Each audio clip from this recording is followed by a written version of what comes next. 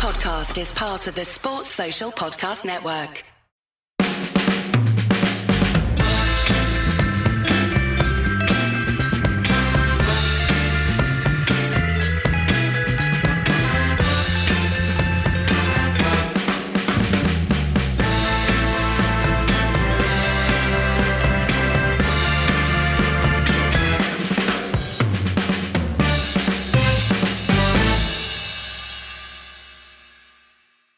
All right, I'm with Daniel for the weekend pod. We have just witnessed City 3, United 1. Almost forgot the score there, Dan. But before we start, how are things with you? Yeah, not bad, thanks, I guess. I went to Forest, which was cool because people might remember, also, I might easily have completely forgotten. I related a yarn on here probably 18 months ago now about my dad almost dying, and he's fine now. But there was a moment, in fact, quite longer than a moment, where it looked like one minute he was fine, the next minute I'm racing in the car to get to the hospital to say later on, out of nowhere. And then about 4 hours later, he was not fine again, but he'd survived an operation that they thought he wouldn't. And before he went into the operation, I think I said this at the time, I told a few of my close mates what was going on, obviously, because it was sudden. And one of them, who's a Red, says, tell Dave, my dad, that being my dad's name, to keep the red flag flying high. And my dad lifts his arm up like this from his hospital bed as he's getting wheeled out to die, and says, I hope I live long enough to see United win the league again. And I said, fuck that, I hope I do. Yeah, well, geez. But anyway, he's fine now, but for various reasons, as in, I don't go to Old Trafford and away tickets are hard to get. We haven't been to the game together since then. But I managed to get 2 spares for Forest. So I was able to take my dad, and celebrating not quite last minute winner with my dad, one of those things that feel like, don't know how many more of those there are going to be. So that was... Enjoy the moment. That was by far... that was by far the best thing that happened to me last week. And I managed to make a total bollocks out of every aspect of going to that game.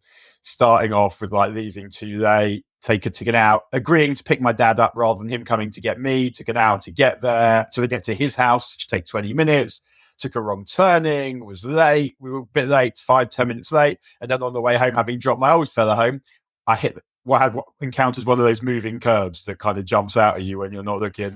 2 flat tires, not just man. One. It was an expensive game of football and worth every fucking penny. Very nice. What about you? Well, I didn't go to Forest. With a bit of a trek there. I haven't been to City Ground. Well, I haven't been to City Ground since Forest were back in the Premier League. So I went before that. And to Notts County, which was always a fun away trip. But usual stuff here. I mean, it's the middle of winter, so it's pouring with rain constantly, much like the weather in Manchester. So it gets to the point. Is it cold? Or no, just it's rainy. It doesn't get cold or snow, really. It's just, a lot of rain, very, very wet. It's known for it. But at this point of the year, you get into March, it's been raining solidly for 5 months. You're kind of like, please, can we see some sun? And when does it become acceptable? Well, it'll warm up in the spring, but it doesn't stop raining until late June. So, yeah. And how long is it not raining? About 4 months. Yeah. And this was what your wife was eager to return to? For some insane reason. This is what she wanted to return to, yeah. It's basically 2 seasons, the wet season and the dry season. The wet seas's twice as long as the dry season. Yeah, so... But that's like West Africa, sort of. I mean, it has Harmattan, where there's wind getting blown over it from Sahara, but otherwise wet season and dry season. Yeah, well, we're in the rain shadow of the Olympic Mountains here. So if you go 20 minutes south, they'll get 100 inches of rain a year. We get 40, so it could be a lot worse. The Olympic Mountain rainforest is quite extraordinary, really, because it's like an old growth temperate rainforest. So I didn't even know anything like that actually existed. But it looks like something out of Jurassic Park or something like that. So it's kind of cool. But yeah, very, very wet around these parts. Well, I suppose we will talk about football at some point.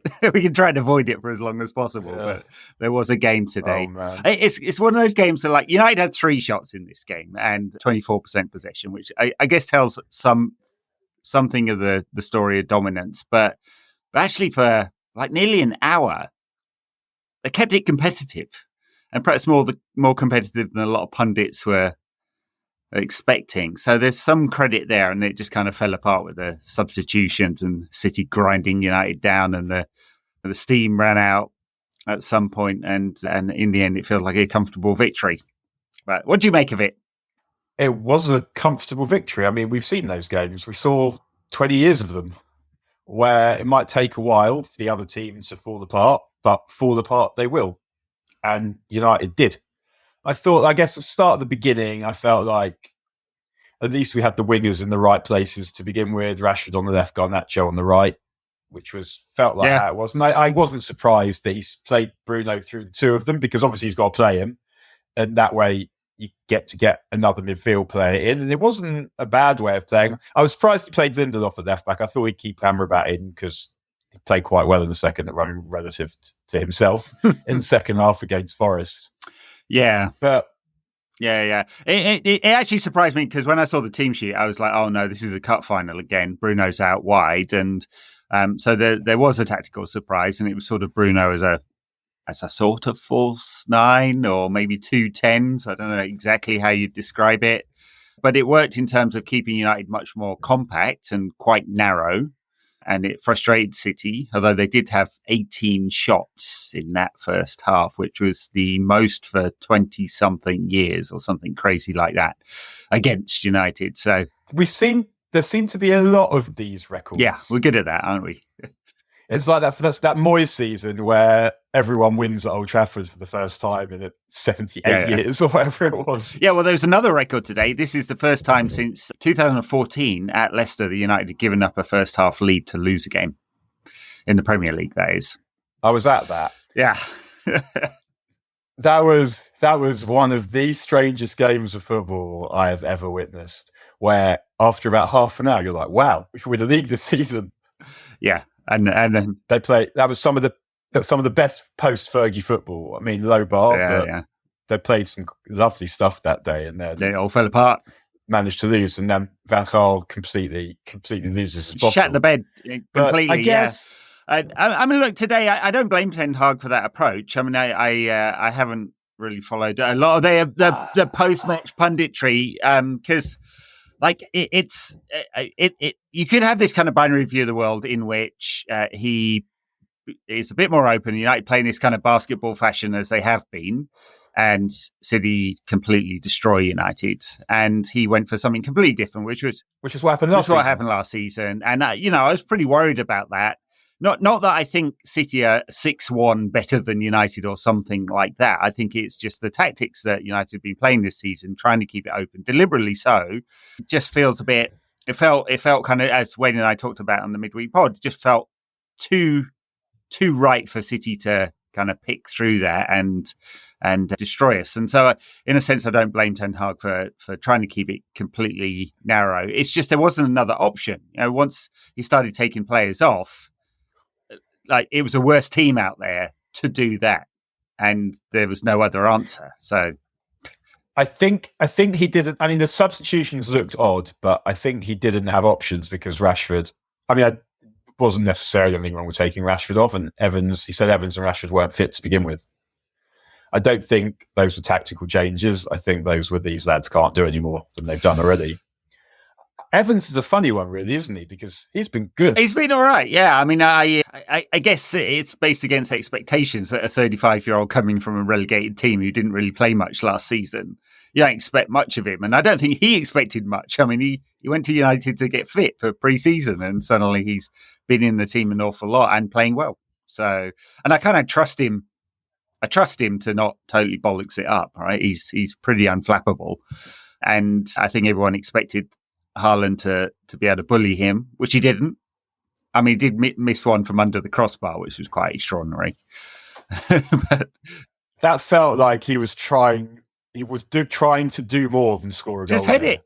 He wanted to. He wanted it to somehow be a nice finish, and that was why he ended up doing that. But yeah, my daughter came in at that point and goes, "Who's that? His face looks like it's made of rubber." Yes. Yeah, there's Dawson. The Norwegian, there's Dawson. Yeah, extraordinary. I mean, before that, of course, there was a pretty extraordinary strike from Marcus Rashford. It had something of the Wayne Rooney against Newcastle vibes about that. He was angry and just smashed it. But it was just a punt upfield, nice control and turn from Bruno.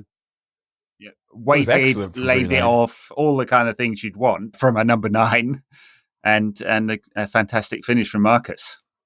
Yeah, it was. I mean, we'll talk about Rashford a little bit more in bonus content, but yeah, like it was the goal that kind of reminded me of a little bit also was Evra against Bayern, where he just slams it in, and you have some moments of thinking, "Can we do this? Maybe this isn't going to go exactly the way I know it's going to go." Because the thing is, it's like both the Ole wins away to City. I backed United to win those games because I felt like I could see a way that they were going to do it. And here, I could not see it. I didn't feel that they had good enough defending in them. Although, as it turned out, I mean, we defended the box quite well, I guess. I mean, that first half, Varane, a lot of clearances. He gets himself in the right position for all those cutbacks, the classic City goals. And it took... And the classic United conceded goal. Yeah, well, absolutely. So, yeah, did a lot of stuff right. Although, as I said, a lot of shots from City, but a couple of good stops from Onana and a lot of blocks and just defended very narrow and in the right way. And it wasn't really until United sort of tired that it sort of fell apart. And I suppose, extraordinary strike from Phil Foden to get City back into the game.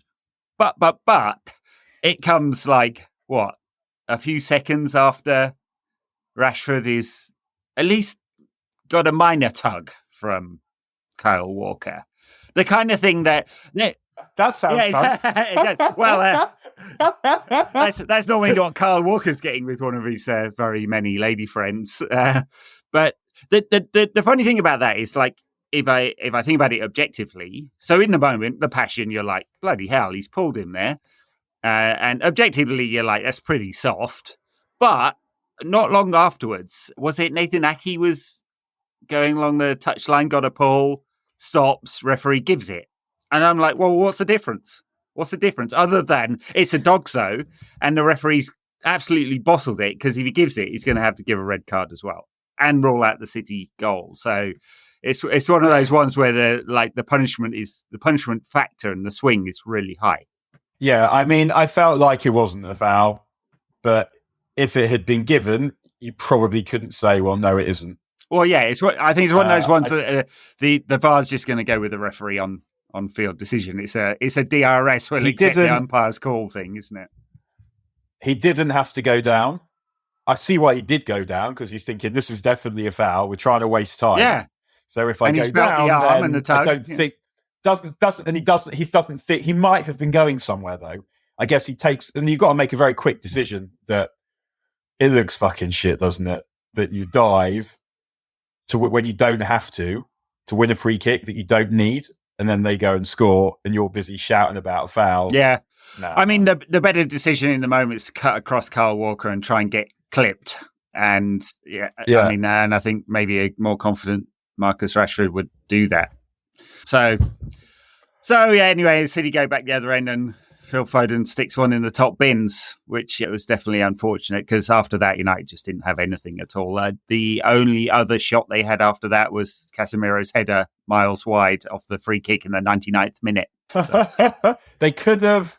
Yeah, I guess we had those opportunities to go further in front when Rashford goes through. Rashford, yeah. Thought that Gary Neville was a little bit harsh with the header into path, because I felt like he was already almost at full pace, more or less, in stride, and the ball kicked up quite high. So it wasn't the simplest thing to get it done, but looked ugly. Might have got it done. Looked ugly, and yes, I think it was probably pretty difficult. So it's unfortunate. And then the other, I mean, not to harp on about referees, because it's definitely not why United lost this game. But the other interesting one from the referee point of view was when Ederson absolutely cleans out Garnacho. And it's one of those ones like, well, he's got the ball, but anywhere else on the pitch, the ref's going, yeah, free kick, yellow card, because you can't just follow through. He wasn't in control. I know what you mean. And I thought when I saw it again, I was going to do something other than go, that's a good tackle. And when I saw it again, and then from the other angle, I didn't feel like at any point there was, like, if he got less of the ball, I think in general in football that if you get a lot of the ball, then providing it's not really dangerous, then it's sort of okay to clean the opponent out subsequently. Yeah. And the ones where I think anyway, the player doesn't have much to defend themselves with, is if they get a tiny little touch of the ball, it's still there for the striker until they clobber him. Then that's a foul, penalty, whatever. Whereas this one, it felt like he got absolutely loads on the ball. He sent it miles away. It's a contact sport. It's not possible to slide tackle without contact like that. And I feel like we've decided that we want something like that in the game. The balance now between protecting players and allowing a tackle, I'd say maybe it's gone a little bit too far towards protecting the players. But if we're not allowing a tackle like Ederson's there, then we're almost not allowing tackles. Well, yeah. I mean, generally speaking, I do agree with that. I think the two factors you'd want to look at is it's quite straight on. It's not from the side. And so he almost cannot but take the player out. And I think the wording, if I'm right, in the description or the guidance, is the word I'm looking for, the guidance attached to Law 12 is in control. And I don't think he was. But anyway, it's like, I don't want to harp on about it because it's definitely not why United lost. It's just one of those ones you're like, oh, that's kind of interesting. And yeah, if that is a penalty and we score, we might win. Yeah, I do. Yeah. I mean, we lost because City got much better players. And United are not a much better players and probably a much better manager, yeah, and have resources from the bench that United don't have, and United got a ton of injuries and all of those reasons, and 15 years of financial cheating and 115 charges and all of that. And on the other hand, their manager was wearing brogues, just not. So pays your money, it takes your choice. There was a point in the first half where United were frustrating City, and the Etihad was dead quiet. And you could hear the United fans, and Pep turns around to the Etihad to try and get them to make some noise. And I'm like, come on. It's like when in press conferences, when he's kind of pathetically begging them to turn up at the games. Like, you guys just won the treble. You're winning everything. You're going to win a 6th title in 7 seasons or whatever it is. Well, maybe not. I don't know, but probably. And they still just there for the tourism. Also, what is going on with De Bruyne's hair, where he's got like that kind of fat wedge at the back, like Hillary from Neighbours, and then those bits at the front that look like the golden arches? It's wrong. It's just like it's an absolute mess. He's like an aging boy band singer, isn't he? It's all over the place. It's totally wrong. Clearly, we don't want to talk about the football when we're talking about De Bruyne's hair and Guardiola's brogues. Well, he's got that kind of clash going on as well, like the orange hair that clashes with the bright red face all the time. But I mean, I thought he played quite well today. I mean, he has been. He's been out for a long time, and then has been playing well. And him and Haaland have been linking up all over the place, haven't they? So, I mean, he's a great player. Great player. They've got a lot of great players. Because someone was saying, is he the best midfielder of the Premier League era? And I guess. Like for me, I'd say Roy Keane is top, followed by Daylight. But could you legitimately say De Bruyne is as good as any of the others? Yeah, I think you probably could. Yeah, and there's a recency bias, of course, when people do this kind of punditry. But yeah, I mean, he's up there. He's reinvented himself from being sort of the winger to being the all-round midfield creator. I mean, what he has also that a lot of players in his position don't have is power and change of pace. Like he's a physical brute. As in, like, if we think about the role he plays, and then Bruno Fernandes couldn't play that role because he doesn't have the physical power to do it in the same way as De Bruyne. But also, I guess the dedication to have that kind of ability and still put those kinds of shifts in is something that, I mean, Bruno will do it, but United have kind of lacked that, really. I mean, I was kind of watching the first half thinking what this game really needs now is Harrods Maguire charging into a lost course and getting himself booked. Because he really had exactly that kind of feel to it. United did lack a bit of physicality today. I thought they might give it a bit more. I mean, even Casemiro avoided a booking, which is like shocking. That's his middle name, isn't it? It's, but barely were physical at all.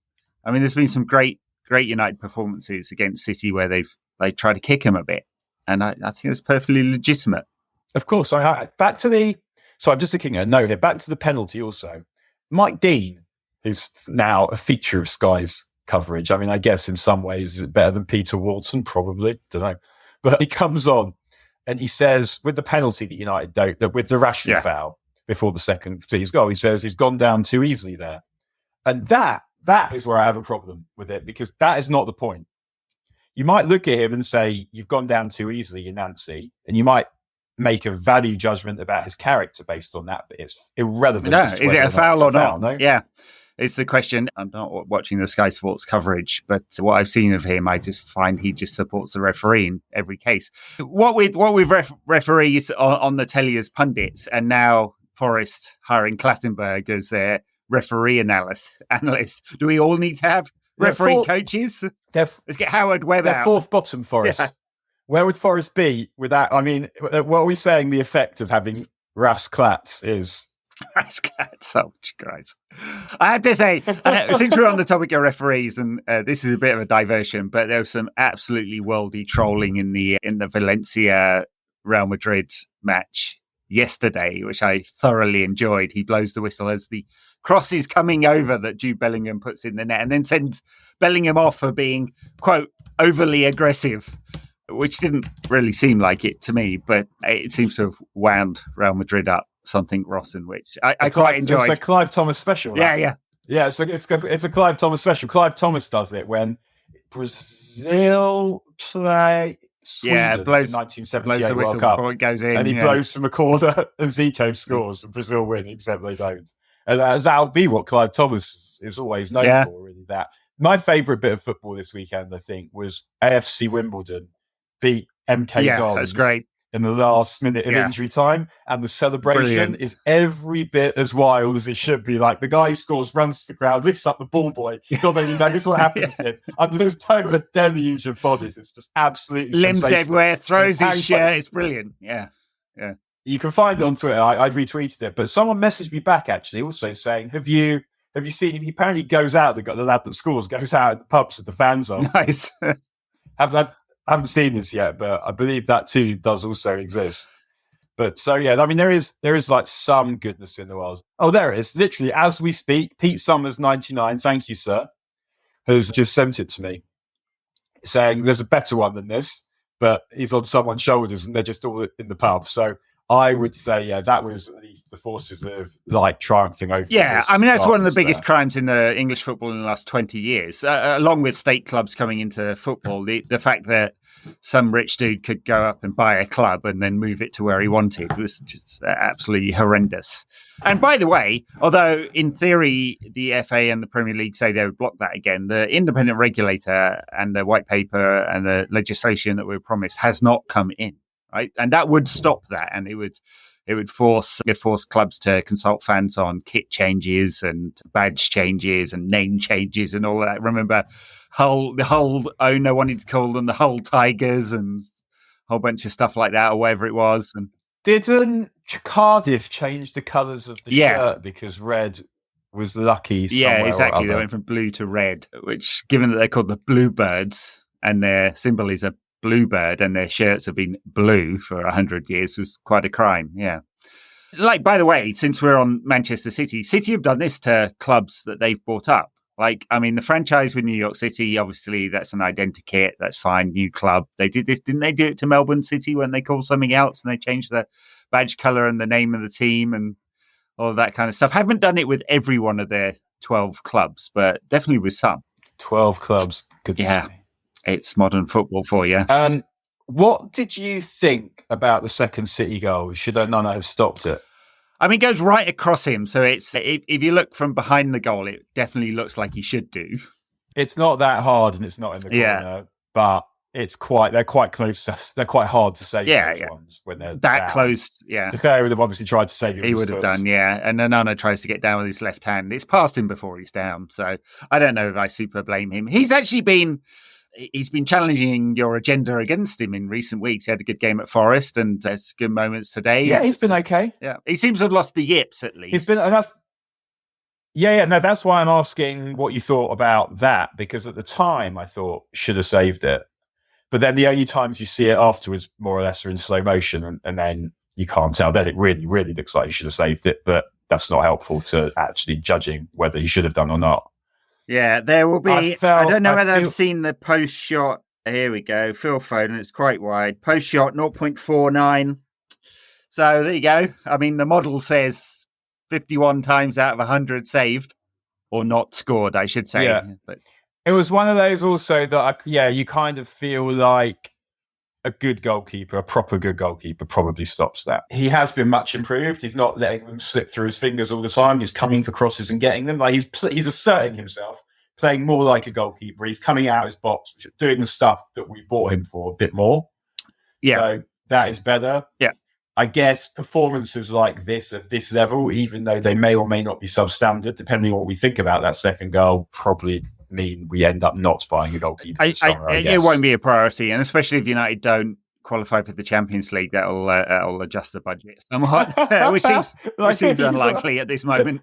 That feels... We haven't qualified for it this season, so we're going to retain the bloke that got knocked us out of it last season. Oh, yeah. I mean, perfect sense. 11 points behind Villa now, which is extraordinary. Yes. 11 points behind Aston Villa. And I mean, we just still don't know whether that fifth place will be a Champions League spot or not. It might take an English club winning the Champions League to ensure it, because England are third actually at the moment on the coefficient. It's coefficient for this season, not a rolling 3-year coefficient. So it will take. Yeah, we could do with either like one of the clubs in the Europa or the Conference League winning there as well, and maybe City getting to the final and losing that. I mean, I guess it feels like now we're at the point where we don't want English teams to be there because we don't want Spurs in it.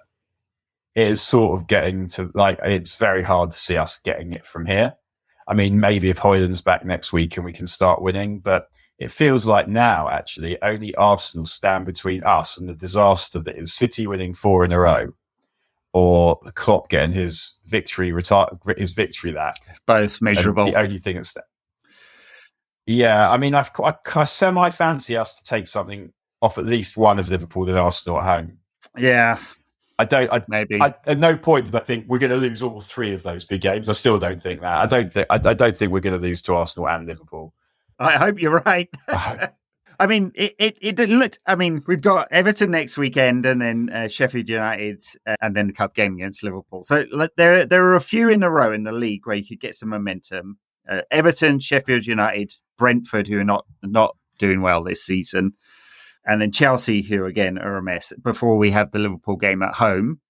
It's just there are a few. There's Liverpool, Newcastle, Arsenal. They're all at home and Brighton away that you'd look at and go, woof. And look, if you lose 11 games in the league, as we have done, I don't think you really should qualify for the Champions League. Right? I mean, call me old school on that one, but it doesn't feel like a performance level that it's really qualifying of the elite of Europe. But United need it. I mean, Ratcliffe keeps going on about it. They could divert some funds from the injection of cash that he's put in from stadium development to EFFP, but it wouldn't even be much because they've been using the credit card to do that and run right against the limit. So it's not like he can just stick 105 million in and go, okay, there you go. That's your top up budget, because it'll all adjust based on income, which will go down, and costs will go down as well, because obviously they reduce player wages, but that impacts on who you can sign, etc., etc., etc. So it's not a healthy picture anyway. Yeah, we're not qualifying for the Champions League. It doesn't seem likely. 6 points behind Spurs they've got a game in hand, and 11 behind Villa. It's not awesome. So, and it's amazing. We're 11 points behind Villa, and we still managed to beat those twats twice. Yeah, well, it was because we tossed so many points in the first half of the season, and even the ones we won, we fluked. There's a lot of very narrow ones. Yeah. I'm going to be 45 this week. Very good. Congratulations. So, how old will you be when United next win the league? Would I accept between now and 55? Oh my God. That's a depressing thought, isn't it? It really is. I mean, it feels like we're perpetually at least 2 years away. Yeah. We're not winning the league next season. I think we can say that. No. Definitely not. Even with a good summer, and we don't know what that's going to look like at all, do we? So. We don't know who the manager's going to be. I mean, It's not going to be Ten Hag. No, it isn't. It seems unlikely. I'd say he would from here. We'd have to go on a really good run of winning. As I said last week, I don't think that necessarily it matters if we're in the Champions League, because you could easily just say, well, that was fucked from all the other stuff, the injuries and whatever, fine. But from here, results won't be enough. It has to look good. And he might have to win the cup as well, but it's not going to be him. He's not going to be the manager of United next season. And then the question is, well, who is? Yeah, well, I think the default option should be the way we should think about it. And this is not me going, oh, Ten Hag out. I think the default is when you get a new management structure in place, it's usual for them to pick the man they want. Their own guy. Yeah, and very clearly, Ratcliffe said in interview after interview that they will pick a manager they'll pick a style that they want the club to play in, and then they will pick a manager that's based on that. And I think it's not a big leap, is it, to go from Ashworth coming in to the manager he's worked with before in Potter, which is the stories that have been going around this week. I can't say that would get me very enthusiastic. Potter being like the only manager that would be wetter than Potter would be Gareth fucking Southgate. But Potter is quite wet. I mean, we criticised Ten Hag for having a lack of charisma. He's actually quite charismatic. This is not English. Yeah, Potter. I mean, I'd be staggered if they look around and think what this club needs to get it going is Graham Potter, who is good at picking players. Like, certain managers are good at different things, and maybe Potter's really good at managing Manchester United, but the evidence is that he's good at sort of taking mid to low ranking clubs way beyond where you think they could get. And let's not forget at Brighton, he was backed by one of the best talent ID systems in the world that was providing him with players, and they still couldn't score. Yeah. And well, it's true. De Zerbi seems to have taken them on, and they sold £150 million worth of midfielders in the summer. I'm not massively convinced by him either. It's hard to say because all the options, there's no option, doesn't appear to be an option that is someone who has the requisite sort of experience, but also is the next best guy. Wayne and I went through this in the midweek bonus content. If you go down the list of who's top in the betting right now, it's not, give me one of those. There's not a lot of, because I couldn't look at Ruben Amorim, for example, who's quite high in the betting, and go, yeah, I know what he's about. I mean, people talk about him very favourably, but I think he's a three at the back guy. He is a three at the back guy, which is, there haven't been a lot of those at United in terms of managers. And then there's Potter. There haven't been a lot of those in any successful team ever in history of football. De Zerbi, Alonso's not in there because I think the assumption is he's going to Liverpool. Bayern appear to be. Or Bayern. Yeah. And then you get into Southgate, Carrick and Mourinho and that kind of thing. So I don't have any reason for this, I guess. If I'm picking, I'd be having a close look at Thiago Motta. I don't know. Yeah, I mean, it's really hard to say. I felt like, and I wrote this when Ten Hag got the job, that I felt like even the managers who'd had even minor success at United have had some charisma. Ron Atkinson, Tommy Docherty, even Van Gaal won something where Ole and Moyes didn't. It feels like, especially if you're competing against State Wealth and Pep Guardiola, which United are, how do you do something about that other than by having hair and not wearing brogues? And you do, like, if you look at the way Liverpool won that League Cup against Chelsea, that's Klopp. That's Klopp. Like, no other manager wins with those children, where they're able to go out in the final and express themselves without fear, because that's what happened really. And you've seen it when I was playing football. When you were in like a good kids team, sometimes you play some men, and if you got going, then the men might struggle because your kids are always like good on the ball and imaginative and that kind of thing. It's whether you can get them to that place where they're going to do it. I mean, Chelsea obviously didn't get stuck into them at the beginning of extra time, but then once Liverpool start playing, and it's the freedom to express themselves and the belief that they can go and do it, and that comes from Klopp. No other manager could have done what Klopp did with the players that he's had at Liverpool with the club. And I'm not saying, and obviously we can't go and get Klopp, but those qualities are the reason why Liverpool did what they did more than anything else, more than any of the tactics, more than any of the signings. It's Jurgen Klopp's personality. Yeah. And I don't know who that next person is. Whether it's someone like Thiago Motta does have some personality, or I have no idea what kind of guy Ruben Amorim is. No, and he's a child as well. I mean, he's not even 40 yet. Oh, is that when you cease being a child? Yeah, that's it. Yeah.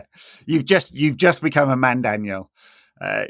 It's a super hard one, but it's a pretty pivotal time. It's not just about United's development. There's Klopp's leaving Liverpool.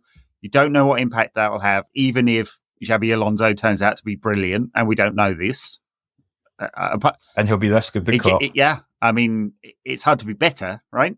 And Pep may only have one more year.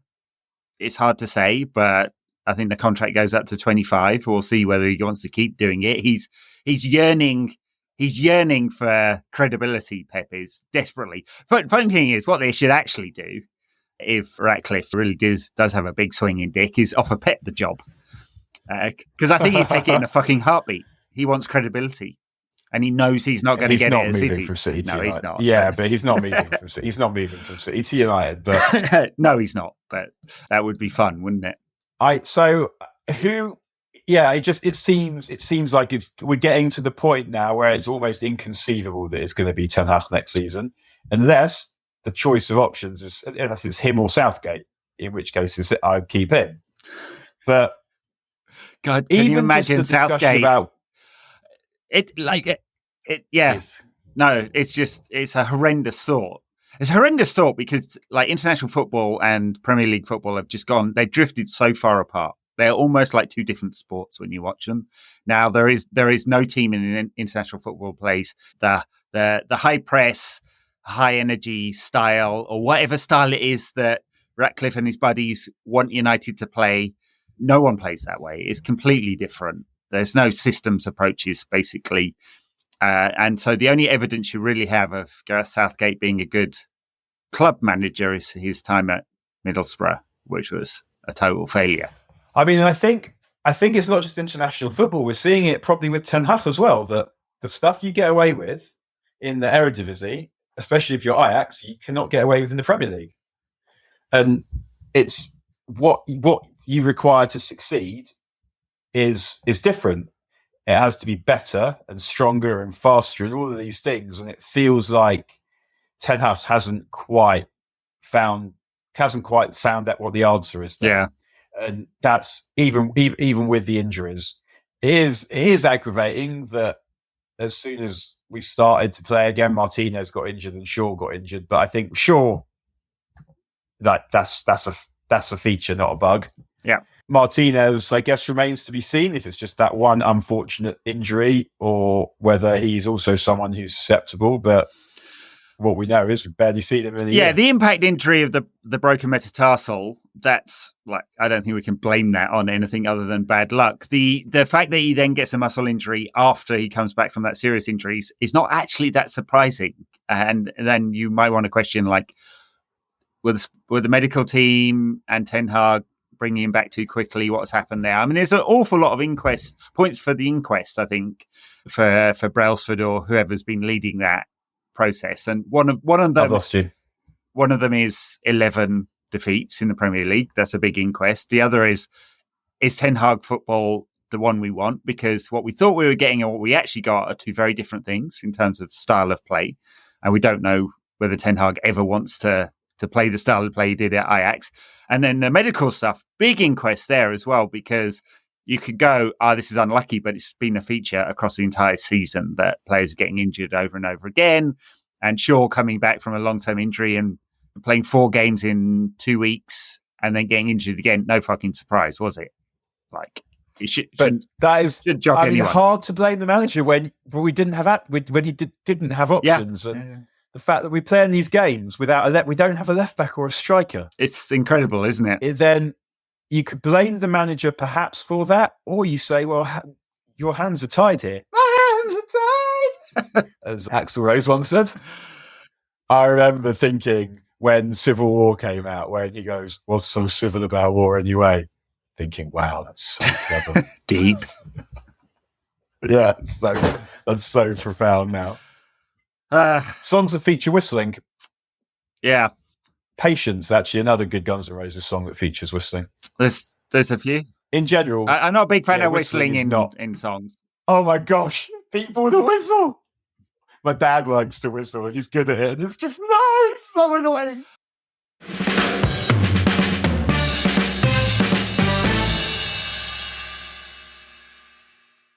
All right, let's leave it there on City. Just a note, I didn't see this one because it was at the same time, but United women drew with West Ham. There's no chance of United making the Champions League now at all. I mean, there was no chance before, but yeah, it's definitely gone. So. I wrote the Guardian preview of United for the season, and I said that they'll pretend that they're trying to win the league, but they'll be lucky if they consolidate, because you can't get rid of Onabatse, Lauren James, and Alessia Russo in 2 summers and think that you're not going to get worse. No, they got rid of, or lost some very good players and replaced them with lots and lots and lots of what look like quite mediocre players. So, I mean, Giza's looked good in bits, but she's been away with Brazil. Got some ability. Yeah. Has ability. But Lauren James is a superstar. Yeah. And she looked like it at 16 when she came into the side and United were in the Championship. You're like, okay, here's a player. So she's the new generation. I think I've said this before, that it feels like she seems to me like the first generation of women player who's just had the same as what the men had all her life. So she's growing up. Obviously, she's played football in the garden with her brother, who happens to be amazing also, but then would have played football at every level through childhood, proper teams, proper coaching. And it feels like she's the next generation of just like natural footballer who's been well looked after in the correct way.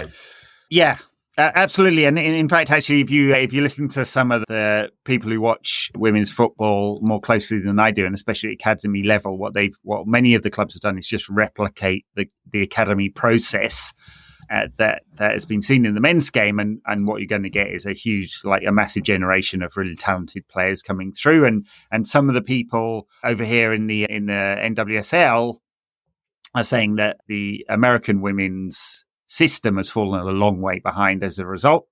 And I don't know that, I'm just like repeating what people have said, but it seems like there's a lot of talent, including, of course, Grace Clinton, who's been fantastic for Spurs and now England all season. And United are looking at who's a United player out on loan, and United are looking at her and go, probably could have done with her this season. Yeah, I mean, it feels like what's going on in the WSL probably is what happened in the Premier League. We're going to end up with most of the best players and most of the best teams in WSL, with your Real Madrid and your Barcelonas and your Lyons still being good, but your Wolfsburgs also. But it feels like it's trending in that particular direction. Classic use of your Barcelonas and your Real Madrids and My favourite one of those is it Dan Evans, the tennis player, talks about Yamis. Yamis, that's brilliant. Yeah, I don't think I've got a thread of pluralization on Twitter. If anyone gives a shit about this lame stuff that excites me, if you search me in pluralization, you'll find a lot of great pluralization. Good but stuff. Yamis. There's one where Jason Donovan also, he's talking about music, so he's going the Bowies, the Leonard Cohens, or whatever. The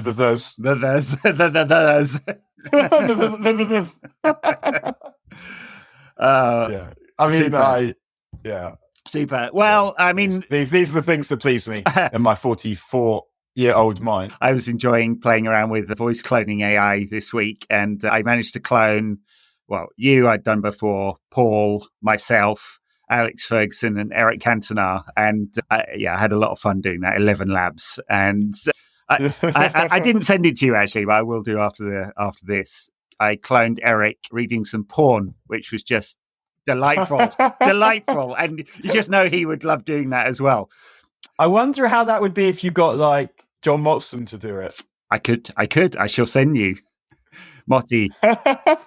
I mean, I was always a Barry Davis man, but I mean, Motti's a bit more intense, I guess, more frantic. So maybe it would be better for the task at hand. Before we leave this game, though, I don't know if you saw Ten Hag's interview after. I did not. He talks about small margins. Right. So he talks about small margins, says on another day we could have won. And that's sort of true. Yeah.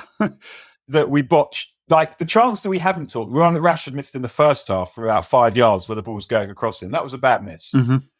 And we could have won, but he's got to know that United have been severely outclassed again. And he'll probably think that there wasn't anything he could do to prevent that from happening. And on this particular occasion, and that might be true. But I know that he played the way he had to play. There is still something uncomfortable about watching United do that. I hate it. I hate, not just, obviously you want to defend narrow, defend the box well. It's not so much that. The thing that pisses me off often is the cowardice in possession, where they're much too concerned with just getting rid of the ball. Yeah. And I actually thought for the first hour today, they didn't do that as much. When they've got the ball out of defence, they were trying to work it out of defence well. It was just felt like when they had really get that brief window because of City's high line, when you've got second on the ball to play a killer ball, and they weren't doing it. But instantly, Bruno, who's been getting a lot of aggravation recently, he's created United's last 3 goals, I think.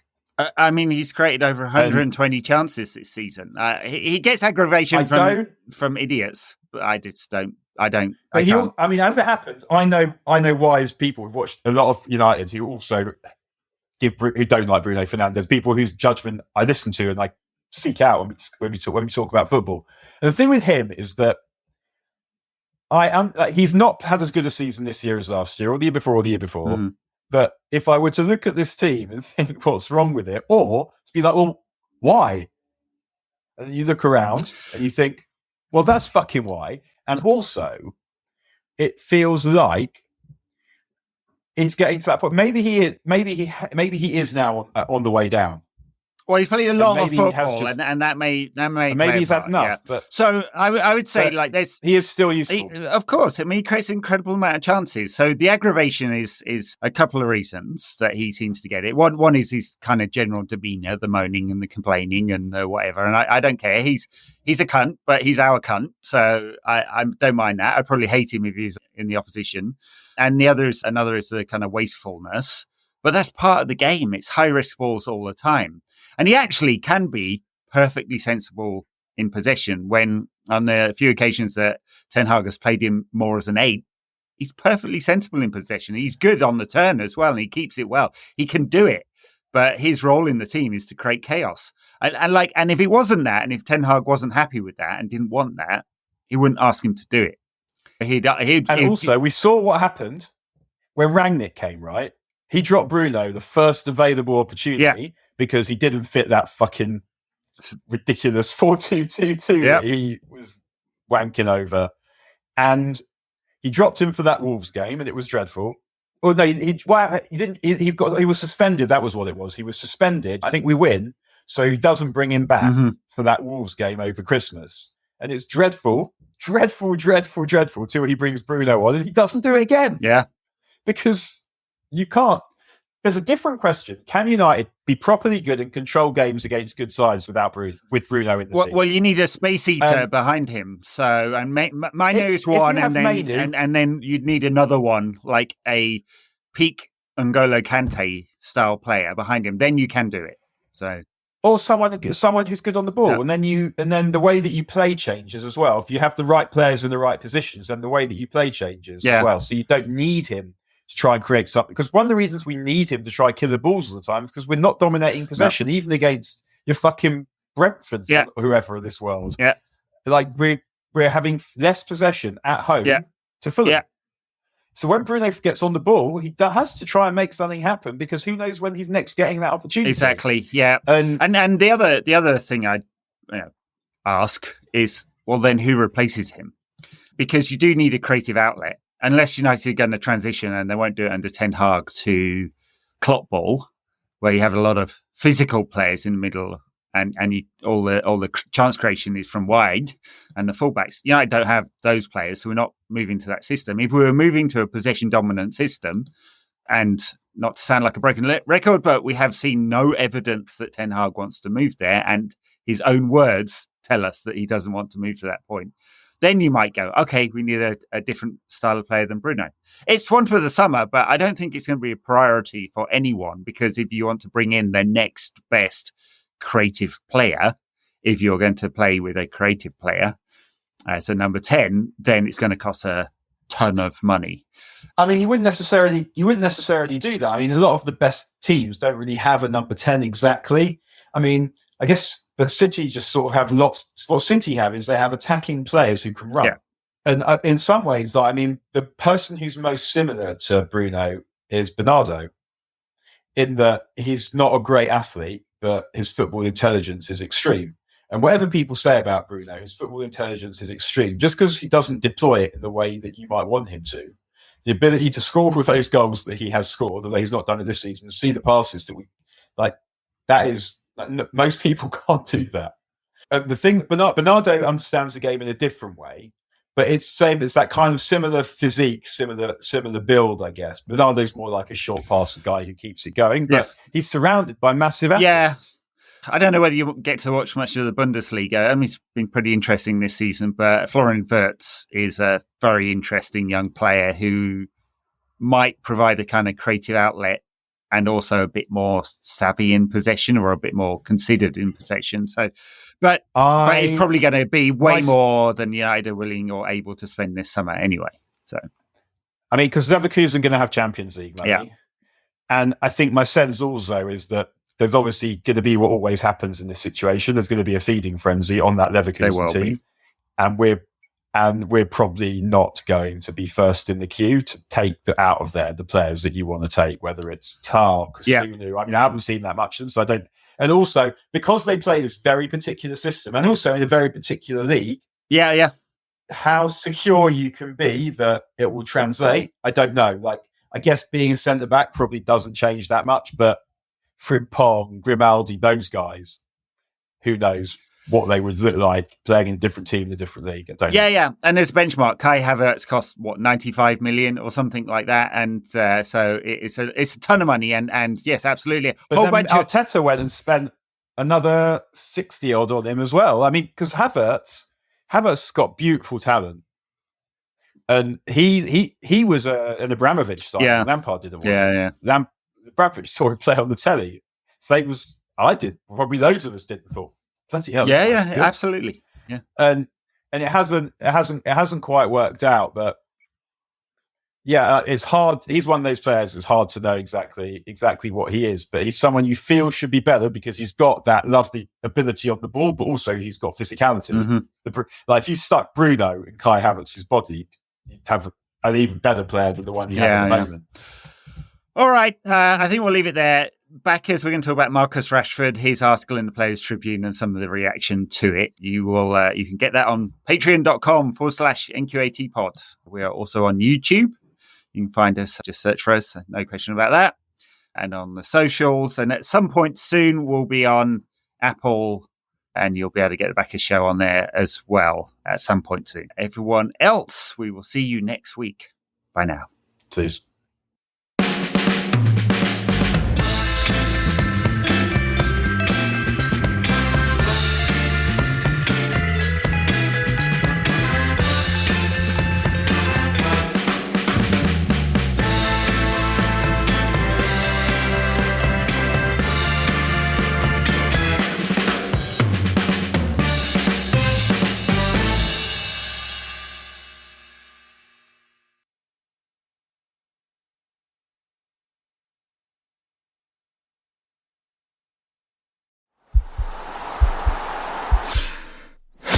This podcast is part of the Sports Social Podcast Network.